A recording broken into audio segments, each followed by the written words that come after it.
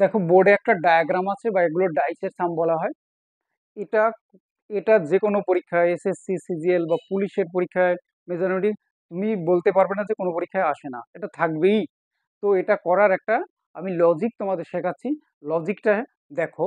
এইবার একটা যেটা প্রথম দুটো ডাইস আমরা নিয়ে নেবো, যার মধ্যে যে কমন আছে, কমন কে আছে বন্ধু? এখানে কমন আছে 3।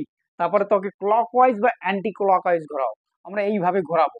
আর এইভাবে ঘোরালে পাচ্ছি 6 আর 1। এটাকে যখন আমরা 3 নিলাম, তাহলে এখানে পাচ্ছি 4, এখানে পাচ্ছি 5।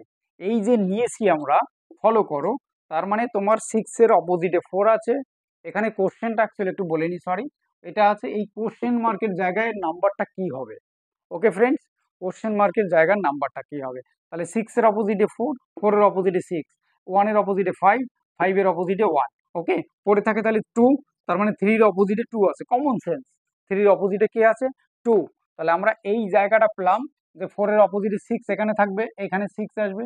2, এবার 2-এর অপোজিটে এই পাশটায় 3 আসবে, তাহলে এই পাশটায় 5 আর 1। 5 আর 1, কমন সেন্স।